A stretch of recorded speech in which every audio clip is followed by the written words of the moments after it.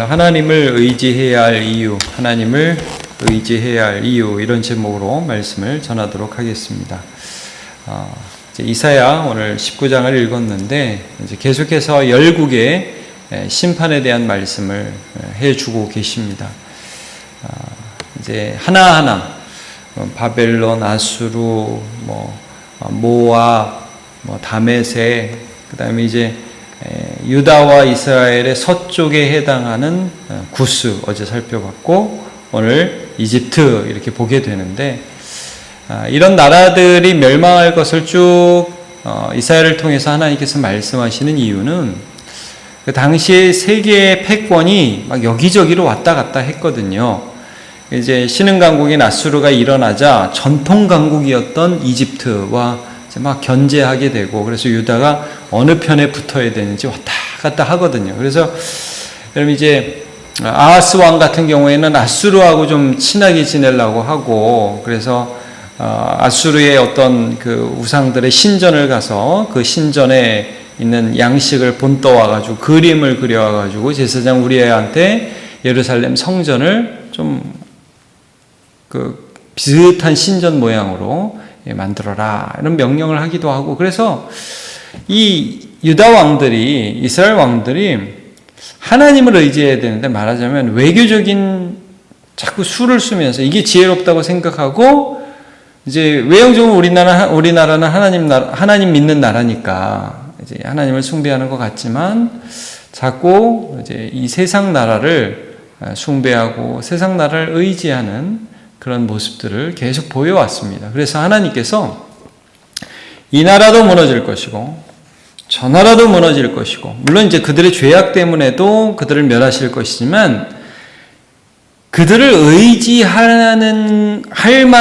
그들은 의지할 만한 대상이 아니라는 거예요. 그러니까 이집트도 마찬가지예요. 나중에 이제 이집트 친애굽 정책을 바벨론을 대항해서 이제 유다가 갖게 되거든요.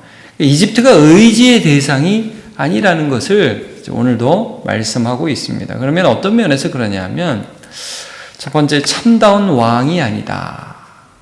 그 다음에 그들의 경제력, 그들의 그 재산, 다 이게 무너질 것이다.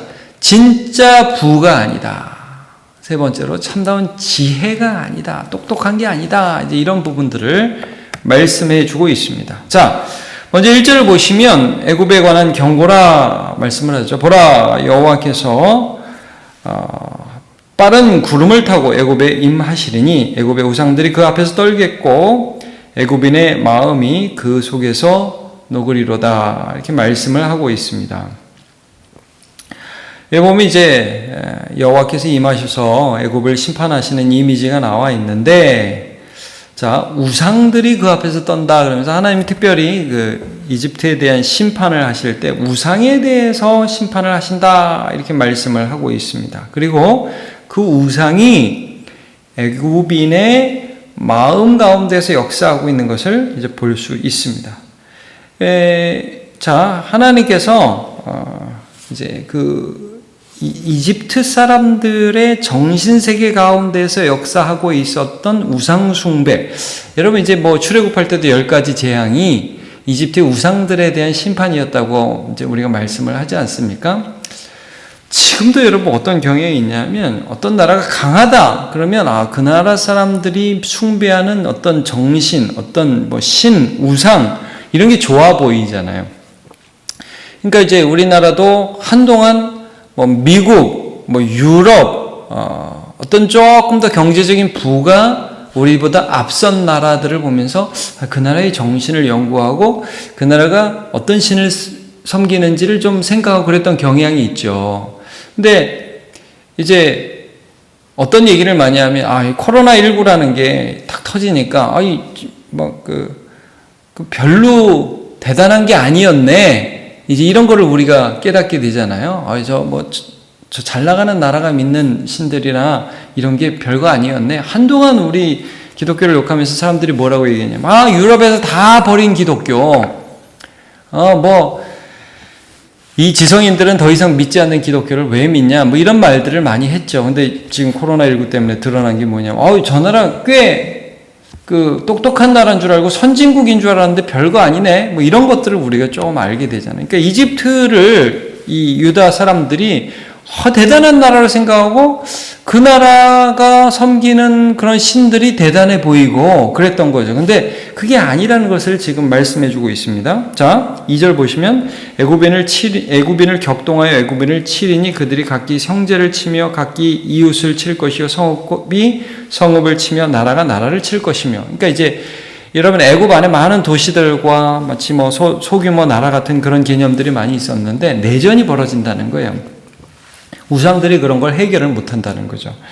자, 3절 애굽인의 정신, 그들의 생각, 자, 그 속에서 쇠약할 것이고 그의 계획을 내가 깨트리니, 우리말로 멘붕이 오게 할 것이니 그들이 우상과 마술사와 신접한 자와 요술객에게 물으리로다. 그러니까 여러분 우리가 정신적 혼란이 오면 종교적인 그런 감흥이 발현하잖아요. 그러니까 이제 그 당시에 종교 지도자들한테 가는 거죠. 가는데 결국 그게 해결이 안 되고 여러분 어떻게 되느냐면 4절을 보시면요. 내가 애굽인을 잔인한 주인의 손에 붙이리니, 그러니까 이제 포악한 왕이 나온다는 거예요. 포악한 왕이 그들을 다스리리라. 이거 어떻게 하죠? 그러니까 강력한 어떤 정치인에게 힘을 실어주는 거죠. 근데 그 정치인에게 힘을 실어줬더니 더 나쁜 짓을 해요. 그러니까 이 이집트의 바로가 자기를 어떻게 지칭했냐면 태양의 아들, 그래서 내가 신이다 그러죠. 그래서 자기를 신격화하는 그런 왕인데 백성들에게 실질적인 도움이 안 되는 거예요. 그러니까 유다 백성들이 이집트를 보면서 저기는 참 그 신들도 멋있고 특별히 우상의 어떤 인간의 형상을 입고 온 신의 모습으로 바로가 있는데 이게 참 좋아. 이렇게 생각을 했던 거죠. 이게 나중에 나중은 아니고 이스라엘 역사를 보면 뭐 사사기라든지 열왕기상, 사무엘상하라든지 보면 이스라엘 백성들이 자꾸 왕을 구하잖아요. 저게 있으면 우리가 될 것 같다고. 근데 지금 하나님께서는 무슨 말씀을 하냐면 우상, 저게 있으면 될 것 같고 저게 정치적인 해결이 될 것 같고 한 그런 이집트를 치셔서 인간 왕이 해결책이 되지 않는다는 걸 보여주시겠다는 거예요. 정치가 참다운 우리의 유토피아를 건설해 줄 수 없다는 것을 보여주시겠다는 말씀을 오늘 해 주시고 계신 겁니다. 그러면 여러분, 하나님께서 우리에게 어떤 왕으로 오셨냐면 겸손한 왕으로 와주셔서 또 참된 목자, 양을 위하여 자기 자신의 목숨을 버리는 선한 목자로 오셔서 우리가 신뢰할 수 있는 왕이 되어주셨죠. 그분이 누굽니까? 예수 그리스도. 이제 우리가 누구를 신뢰해야 하는가? 첫 번째, 참된 왕이 누구냐 하는 부분입니다. 이 세상에 우상, 또 그 우상의 대표로서의 정치, 왕이 신뢰할 수 없다는 거죠. 오직 하나님, 예수 그리스도, 그분이 우리의 왕이심을 여러분 믿으시고 오늘도 예수 그리스도 의지하는 저와 여러분 되시기를 바랍니다. 두 번째 보시면 경제적인 부분을 말씀하고 있습니다. 이집트의 경제 참 대단해 보이니까 유대인들이 그걸 의지했어요. 저희 애굽이 좀 잘 나가는 것 같다. 지금 우리도 똑같죠. 이 나라가 좀 괜찮은 것 같다. 저 나라가 괜찮은 것 같다. 어디에 붙어야 되냐? 미국이냐, 중국이냐, 일본이냐, 러시아냐? 지금도 그런 얘기 하잖아요. 여러분 이제 이 이집트의 경제가 이제 무너지는 것을 쭉 말씀하는데 이 이집트 경제의 근간이 되고 핵심이 되는 그 원인이 되는 최고 근원은 뭐냐면 나일강이에요, 나일강. 이 강을 기준으로 해가지고 거의 나일강이 범람한다고 그러죠. 이 문명이 발달하게 된 것은 그 나일강이 범람하면서 농업이 발달한 거예요. 그러면서 산업이 발달하고. 자, 보시면 5절 바닷물이 없어지겠고 강이 잦아서 마르겠고 강들에서는 악취가 나겠고 애굽의 강물이 줄어들고 마름으로 갈대와 부들이 시들겠으며 나일 가까운 곳 나일 언덕의 초장과 나일강 가까운 곡식밭이 다 말라서 난려가 없어질 것이며. 그러니까 하나님이 이 나일강에 물을 주신 분이셔서 이것을 하나님이 마르시게 하면 이집트의 그 잘 나가던 농업이 멸망할 것이라는 것을 말씀해 주고 있어요. 자, 8절부터 보시면 그것으로 인해서 이제 어업도 타격을 얻는다는 거죠. 어부들은 탄식하며 나일강에 낚시를 던지는 자마다 슬퍼하며 물 위에 그물을 치는 자는 피곤할 것이며. 9절 세마포를 만드는 자와 배 짜는 자들이 수치를 당할 것이며. 이건 뭘 말씀합니까? 이 섬유산업이 또 망하고.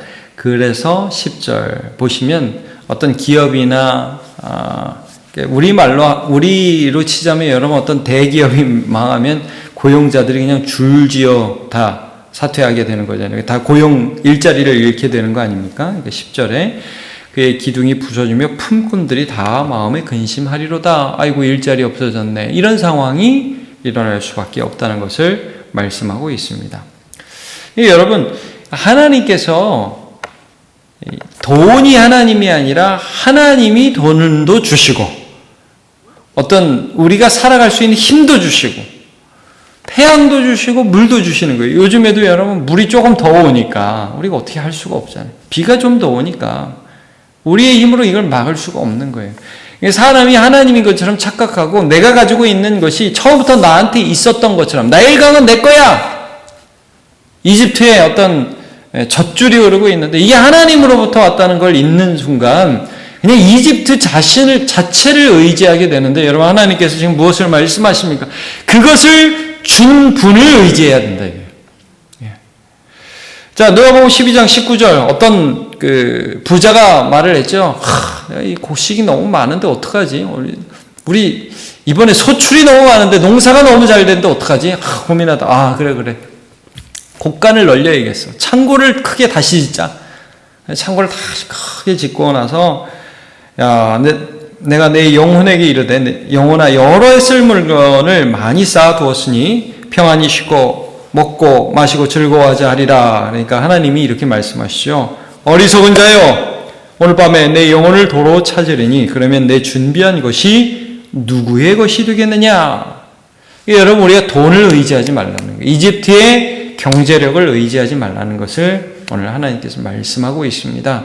그것을 주신 분을 의지해라. 마지막으로 참다운 지혜가 무엇이냐. 지금 이제 우리가 참다운 왕이 누구냐. 참다운 부요함이 무엇이냐.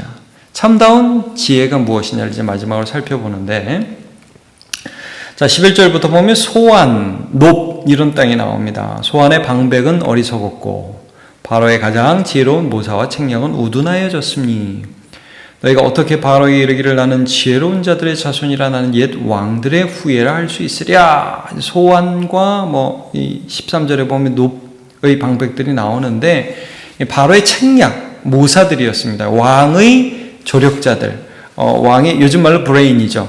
왕에게 이런저런 조언을 하는 거예요. 그러니까 이 이집트가 이 소안과 노비 굉장히 그 정치적인 도시였던 것 같아요. 그래가지고 거기에 이 외교 전략이 뛰어난 사람들이 많이 있었어요. 그러니까 여러분 이렇게 보면 우리나라도 미국의 CIA다 무슨 정보 기관이다 그러면 대단해 보이고 막 그런 거 있잖아요. 그러니까 이 사람들이 똑똑해 보이는 거예요. 막 세계 정세를 읽고 그래가지고 어떻게 행동해야 되는지를 알고 어떻게 자꾸 이제 대처를 하니까 이게 좋아 보이고 이집트는 세계 정세를 꿰뚫어.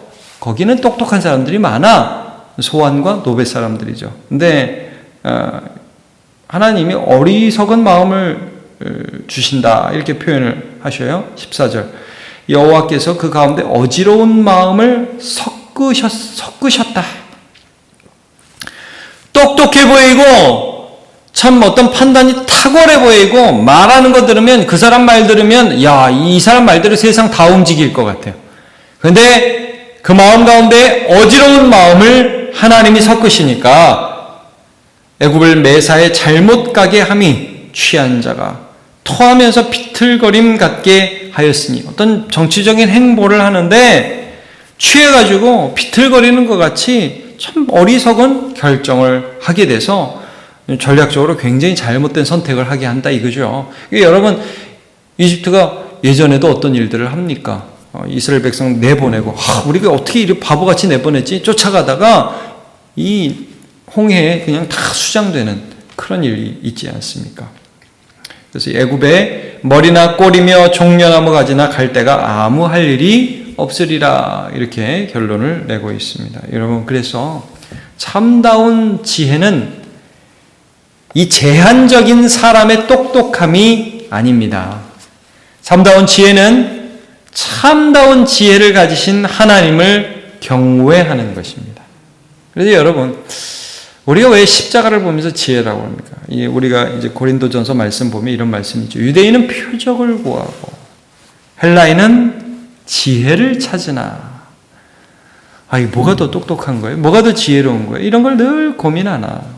우리는 십자가에 못 박힌 그리스도를 전하니 유대인에게는 거리끼는 것이요 이방인에게는 미련한 것이로되 오직 부르심을 받은 자들에게는 유대인이나 헬라인이나 그리스도는 하나님의 능력이요 하나님의 지혜니라 그랬어요. 여러분, 하나님은요 뭐가 문제인지를 아세요.